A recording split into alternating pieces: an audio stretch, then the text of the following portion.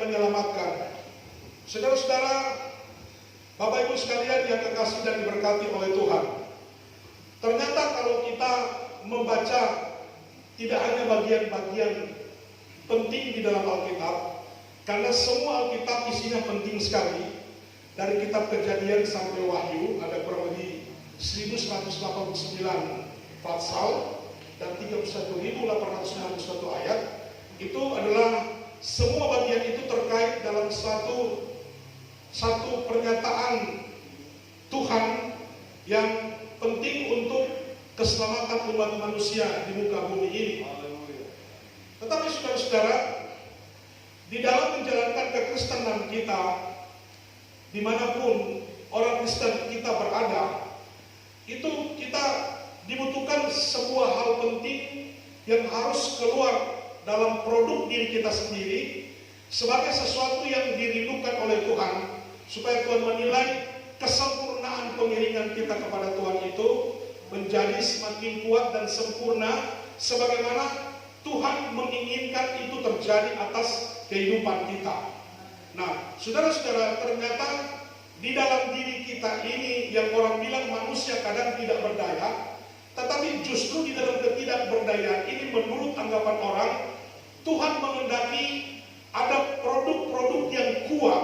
Amen. Yang akan menentukan sikap dalam hidup kita, keluar dari dalam diri kita sebagai bentuk daripada penghayatan kita dan pengimanan yang kita mengimani firman yang kita baca, kita dengar, yang kita renungkan setiap hari untuk menghasilkan sebuah kekuatan yang keluar di dalam diri kita.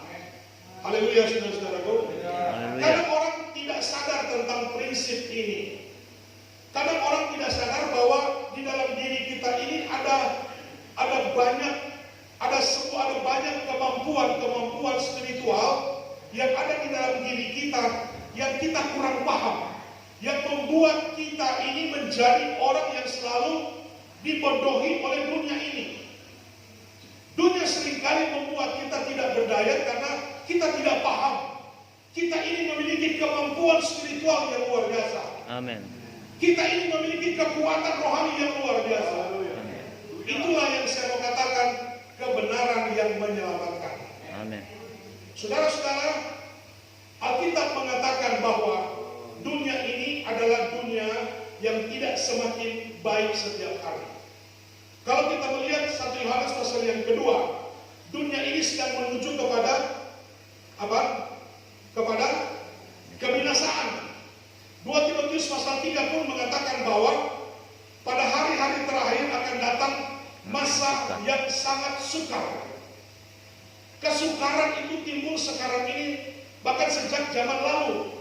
Zaman dulu itu kesukaran di segala bidang itu sudah muncul. Apalagi sekarang ini kesukaran semakin diperjelas, kesulitan itu semakin diperjelas karena kita dipertontonkan dengan berbagai tontonan-tontonan yang merupakan sebuah fakta, sebuah realita yang tidak boleh kita pungkiri. Itu menjadi sebuah warning bagi kita bahwa dunia ini sedang lenyap oleh keinginannya. Amen. Dunia ini sedang hidup dalam kesukaran. Amen. Sukar, sulit untuk mendapatkan sesuatu, sukar untuk mendapatkan sesuatu, sukar untuk memperoleh sesuatu, sulit untuk mendapatkan sesuatu, dan ini sebuah fakta. Ini kita tidak boleh pandang sebelah mata, tapi mari kita pandang dengan mata yang jernih, hati dan pikiran yang rohani, untuk melihat ada sesuatu termakna di dalamnya, bahwa kalau sudah sedemikian dunia ini, apa yang harus kita lakukan? Mari kita tampilkan hidup yang berkualitas dengan istilah khotbah saya hari ini adalah kebenaran yang menyelamatkan. Amin. Amin, saudara-saudara. Amin. Kebenaran yang menyelamatkan. Dalam ayat ini ditampilkan 3 tokoh dalam Alkitab Perjanjian Lama, yaitu Nuh, Daniel, dan Ayub. Apa yang saya mau angkat dari ketiga orang ini?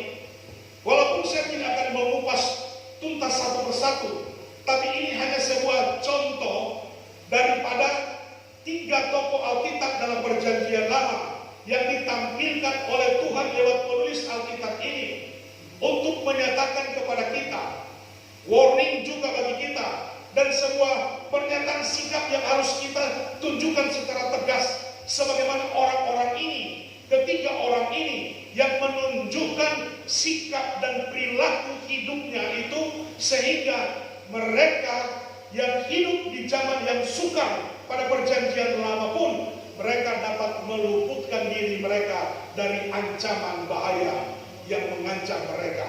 Alkitab mengatakan, jika di suatu negeri kedapatan berubah setia orang-orang di situ, maka Tuhan murka atas negeri itu, ya, dan Tuhan akan musnahkan baik manusia dan hewan, akan menghabiskan seluruh persediaan makanan.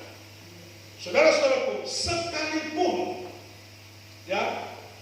sekalipun ada 3 orang tokoh penting perjanjian lama, Nuh, Daniel, dan Ayub, tetapi mereka hanya dapat menyelamatkan diri mereka sendiri karena mereka adalah orang-orang yang hidup di dalam kebenaran.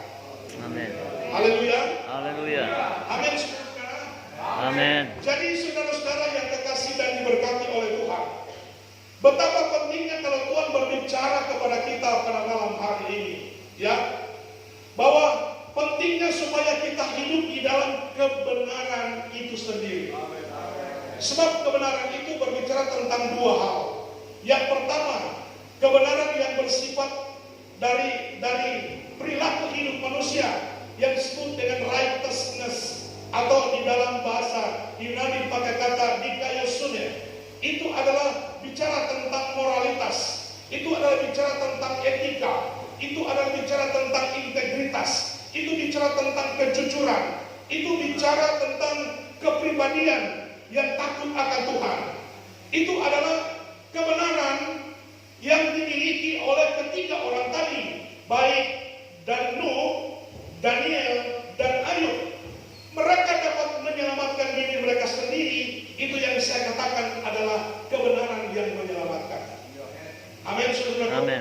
Ada kebenaran yang kedua yang disebut juga di dalam Alkitab, itu yang disebut dengan truth, atau kebenaran yang hakiki, yang itu hanya terdapat pada Yesus. Amin. Atau dalam bahasa Yunani dipakai kata aletheia.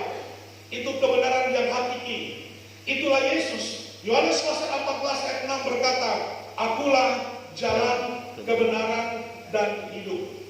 Barang siapa akan datang kepada Bapa jika tidak melalui aku, barang siapa datang kepada Bapa, dia harus melalui aku.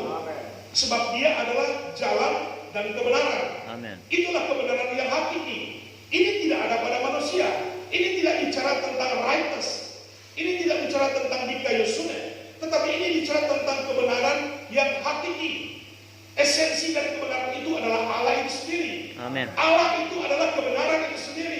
Amin. Saudara-saudara yang kekasih, tetapi di dalam hidup kekristenan kita, maka kita membutuhkan hidup dalam kebenaran itu sendiri yang harus keluar dari dalam hidup kita sebagai produk jiwani, produk tubuh ini, produk manusia rohani kita, supaya kita semakin kuat, kita semakin kokoh, kita semakin meyakinkan Tuhan bahwa kita baik di hadapan Tuhan. Amin. Amin, saudara. Kita berkenan kepada Tuhan. Ini yang saudara-saudaraku, yang firman Tuhan kita baca di dalam kitab Yeskiel pasal 14 ini adalah bicara tentang kebenaran yang dihasilkan oleh setiap orang percaya. Kalau anak Tuhan, orang percaya, jemaat Tuhan, tidak menghasilkan kebenaran ini, maka dia akan mengalami kesulitan hidup.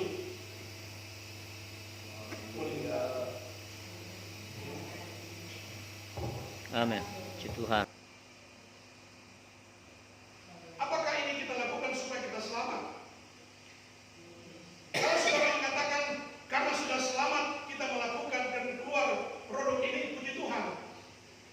Tetapi kalau saudara mengatakan bahwa selamat walaupun tidak ada prinsip ini, saudara keliru. Bagaimana mau selamat saudara tidak menghasilkan menghasilkan prinsip kebenaran ini. Amin, saudaraku. Amin. Bagaimana saudara mengatakan bahwa, apakah kalau saudara mengatakan bahwa untuk membela mungkin sebuah pendapat atau teori yang pernah Anda pahami, bahwa mungkin ini sesuatu hal yang tidak akan berpengaruh kepada keselamatan, karena keselamatan tidak dilihat dari apa yang dibuat oleh manusia. Benar, karena keselamatan itu karena iman kita. Tetapi apakah saudara tidak yakin bahwa apa yang dihasilkan oleh hidup kita ini, produk kebenaran ini, yang saya katakan kebenaran yang menyelamatkan ini adalah, apakah itu suatu hal yang kurang penting?